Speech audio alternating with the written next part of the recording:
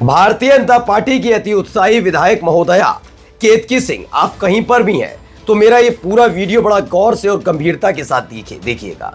द्वेष विद्वेष जो भी है पॉलिटिकली, वो उसे साइड रखकर एक बार अपने ज्ञान चक्षु खोलने वाला ये वीडियो जरूर देखिए, क्योंकि आज मैं आपको दिखाने जा रहा हूं कि जब राजनीतिक प्रतिद्वंदिता अपने चरम पर होती है और ख्वाहिश कुछ और बनने की होती है तो कई तरह के दाव चले जाते हैं। जो दाव आपकी तरफ से भी चला गया वो एक ऐसा दाव था जिसके बारे में शायद आपको भी पूरी तरह से भरोसा और विश्वास नहीं था कि वो इतना बड़ा हो जाएगा, जिसमें आपने अमूमन बड़े मजाकिया अंदाज में टोटी चोरी का एक सबसे सर्वविदित झूठ परोसा था, ये जानते हुए कि वो झूठ है, वो गढ़ी हुई कहानी है, लेकिन उसके बावजूद आपने बोला। आपको ये पता ही नहीं था कि ये आपकी राह को आसान करने जा रहा है।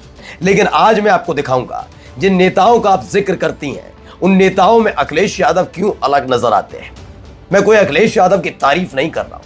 होंगे अखिलेश यादव किसी पार्टी के राष्ट्रीय अध्यक्ष, होंगे उत्तर प्रदेश के पूर्व मुख्यमंत्री, लेकिन एक बड़े नेता की पहचान क्या होती है यह आज आपको देखना और सुनना चाहिए।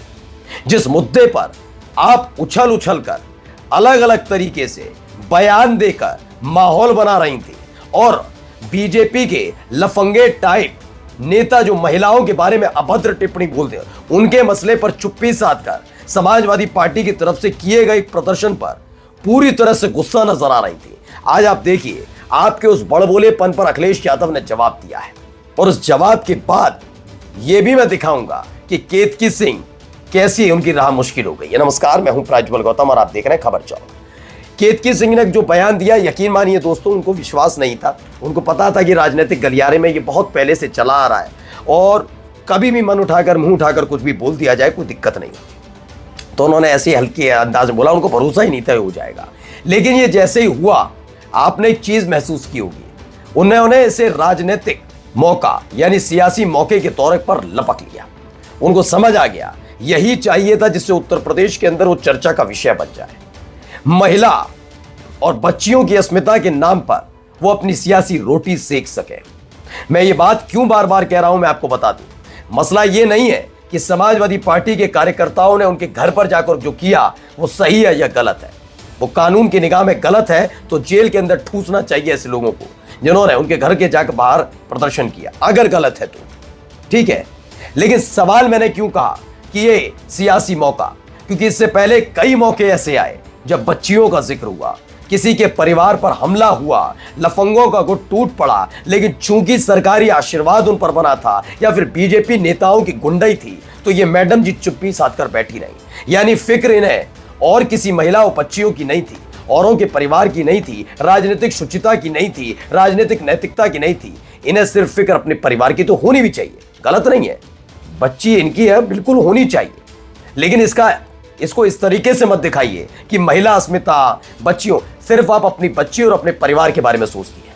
एक विधायक होने के नाते आपको सबके बारे में सोचना चाहिए, लेकिन आप नहीं सोचते। यहीं से आपका राजनीतिक जो मौका है, जो आप तलाश रही हैं, वो शुरू होता है। अब जरा सुनिए अखिलेश यादव ने क्या कहा है, बहुत महत्वपूर्ण बयान है। सुनिए केतकी सिंह के बयान पर उन्होंने क्या जवाब दिया। आपका जिक्र तक नहीं दिया, आपको माफ किया है उन्होंने, जाकर सुनिए पहले। कई बार का फिर कहता हूं मैं, टोटी चोरी वाला मामला एक अखबार ने स्टिंग ऑपरेशन किया, याद करिए आप। मैंने बताया भी था आपको। एक पत्रकार ने पूरी जानकारी हासिल की थी, दैनिक भास्कर ने, और उसने कहा था कि आईएएस एक अवनीश अवस्थी है। अवनीश अवस्थी आईएएस एक और एक अधिकारी भाग्या ओएसडी कौशिक, वो डस्टबिन जितना है, हाइट डस्टबिन जितनी है।